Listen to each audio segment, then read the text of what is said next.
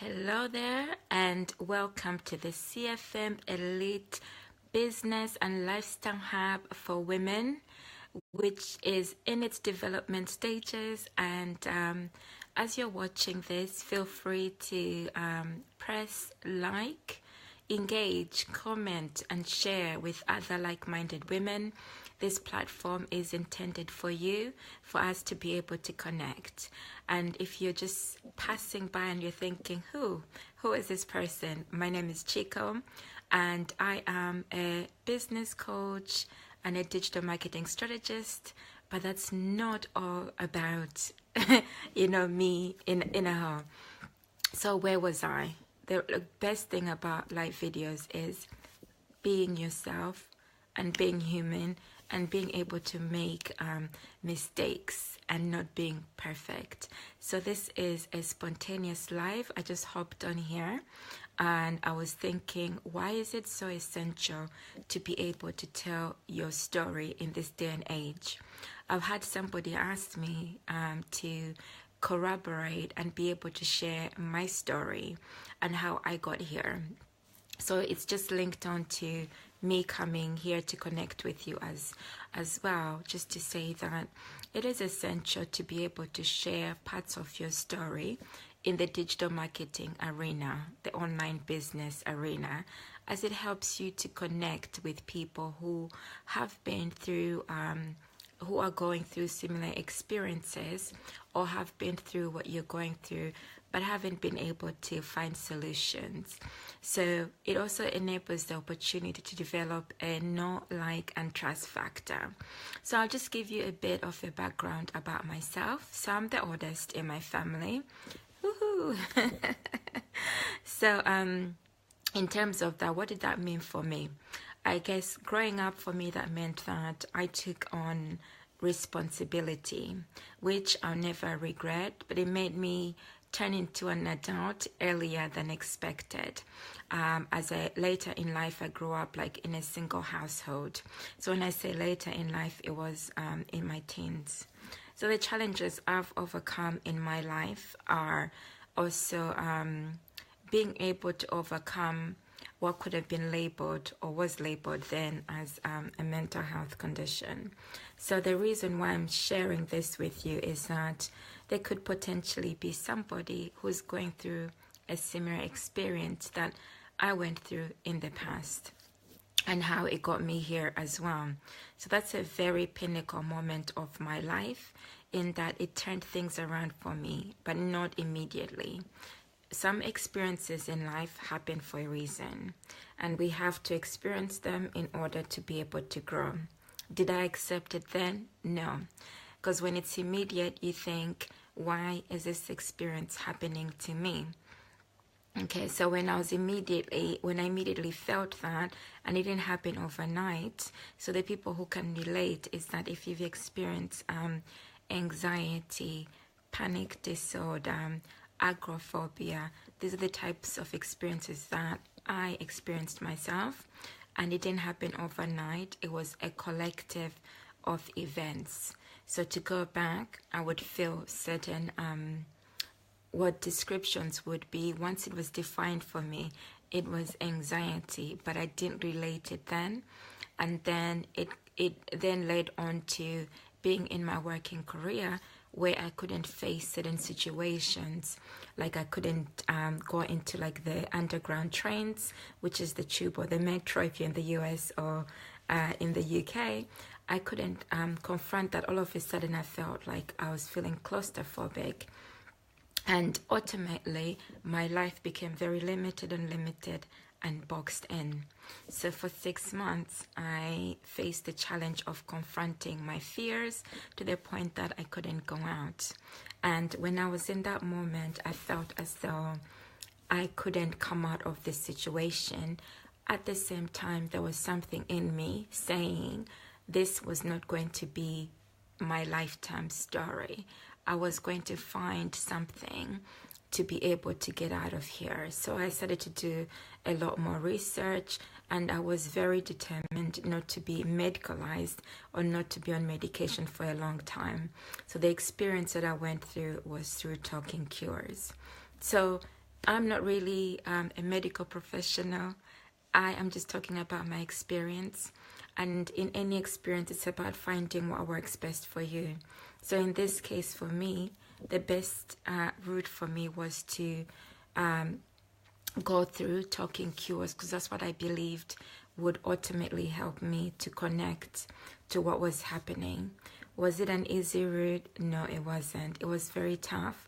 But I'm happy that I went through that experience, because then it unraveled a lot of things that I needed time myself to reflect on and explore on.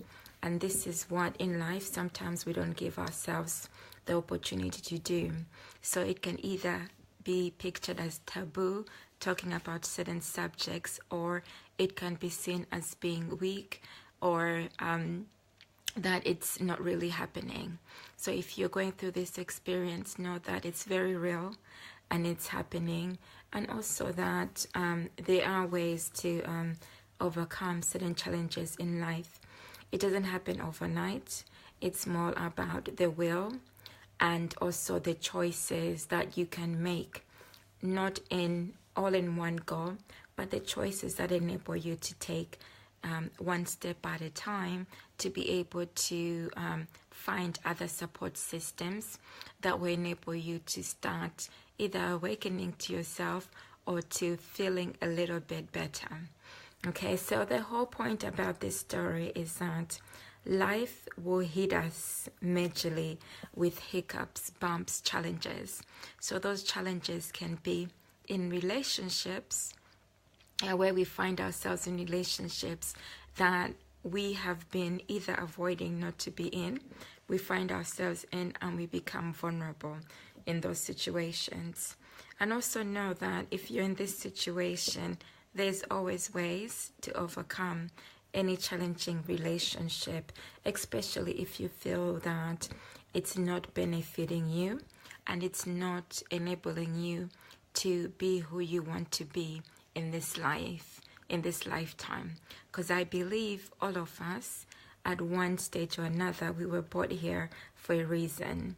Okay, so not necessarily for any beliefs, but it's about like religious beliefs, but it's about thinking about the value of your life and the impact that you can make towards other people. So this is where a story, especially coming from, as this hub is for women, a story can be empowering. It can impact somebody else and make a difference in their lives. So when it comes to business, not that I'm skipping too much, so when it comes to business, especially when you're setting up online, the reason I was sharing my story with you is that what it does for you is that it enables people to get to know. Because nowadays the business, it's not about the flower shop, especially online. It's not about the flower shop that's on the main street or high street, as we call it in the UK. The business now online is about you being the focus of people knowing you, liking you, and trusting you. I find that people get excited in the online business arena and start selling immediately what they've got. So what you've got might be valuable, but at the same time, you can have gold in your hands and give it to somebody. If it has no meaning, the likelihood is that that person will not feel its value.